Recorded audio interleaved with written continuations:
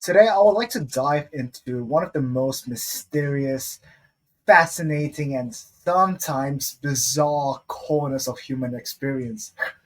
This happens when you're asleep in REM sleep, which is dreams. Very, very fascinating topic.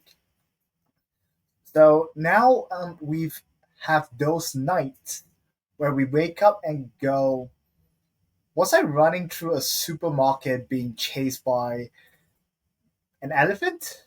Or maybe you've had a opposite experience, a dream that is like so real and emotional that it lingers with you all day. So dreams feels very strange, magical, and sometimes very unsettling too. But what are they? Really? Like what are they? And more importantly, what do you tell us about the psyche, the mind, and even the brain itself? So we're not going to look into like very much of the neuroscience psychological perspective, but we're going to look into more the psyche perspective, a little bit spiritual. So let's rewind a little bit from last week. In ancient civilizations, dreams weren't just about random nightmares of movies. Dreams are always seen as a message, sometimes from the gods, maybe, sometimes from the soul, and which is in like Greek mythology. The psyche is Psyche itself represent the soul, and dreams were thought of as pathways between the mortal mind and the divine realism. So fast forward to Freud, Sigmund Freud, the father of psychotherapy, the so-called father of psychoanalysis too. Freud believed dreams were the royal road to the unconscious. In other words, your psyche, the hidden part of your mind, revealed itself through symbolic stories while you're asleep. Your dream of climbing a mountain, for example, to Freud, it's not just a mountain, it's something more deeper, and sometimes a very Freudian meaning. Like you can't tell what is it as a third party, but what Freud would want you to do is for you to interpret your dream yourself. So imagine that a Freud is inside a room, and you walk inside to a therapeutic room of Freud.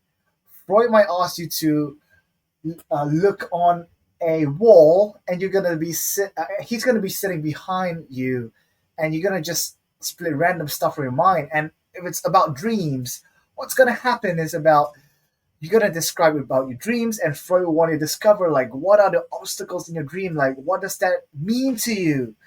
Then came Carl Jung, who had a different take.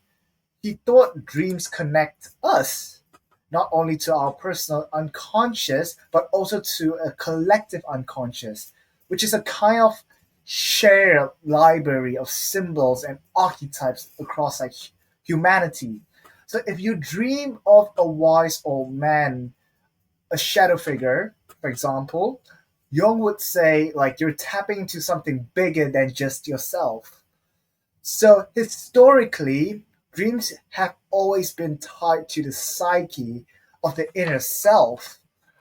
It's also the soul, the deep mind that's trying to speak to us humans when we're not busy scrolling through our social media. But what does science says today? Here's where neuroscience talk about dreams. When you dream, your brain is mostly in a stage called REM sleep, which is rapid eye movement sleep. Your brainwave in REM actually looks surprisingly similar to when you're awake. The difference is your body is paralyzed, which is very thankfully because you don't start acting out in your dreams. So in your brain region, there'll be a lot of places that'll be very, very active. For example, the amygdala, which processes like emotions. That's why dreams are often like super emotional, such as fear, joy, love, anxiety, and it's way much more amplified, especially confusion too, like disorientation. And the other part of the brain, which is very, very, very active, is the hippocampus, which is very tied to the memory. Um, it's also involved, which is why like fragments of your day sneaks into your dreams. But the prefrontal cortex, the rational, logical part of your brain, surprisingly actually goes quiet. That's why dreams could feel so bizarre, as what Dr. Matthew Walker says, the world leading scientist, which you might look into like pigs teleporting from one place to another, maybe you teleporting from, let's say, United States to France in like less than a second by like just opening a door randomly. Um, so your brain isn't checking for realism at this stage, which shows why the prefrontal cortex is not working at all. So through the neuroscience perspective, it tells us that dreams are this incredibly mix of memory, emotions, and imagination with the rationale filter switched off, which is very, very interesting. But guess what? Now, this is what is way more interesting than neuroscience.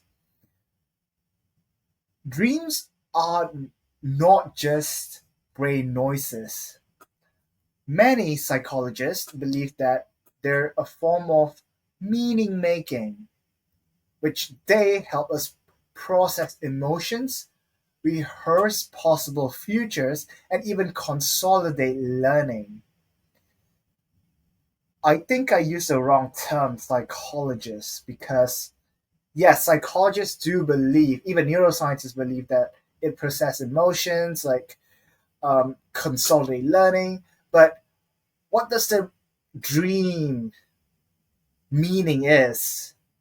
Your psyche is showing you something. This is where like psychotherapists are interested in, where we want a client to interpret their own dreams, because the client, I mean, the dream and the client is interconnected, and the client would use their own perspective, maybe their own past trauma or super ego or it, to analyze the dream themselves, which is much more real to them than from a third person perspective. So, from a psyche perspective of the dream, it may reveal like a lot of hidden fears, desire, or even conflicts. From a neuroscience perspective, they're essential for memory, emotional regulation, and creativity, and put together, that it's fascinating dialogue between the mind and the brain, between psyche and neurons, which is very, very interesting. So here's the big question: why should we humans care for this?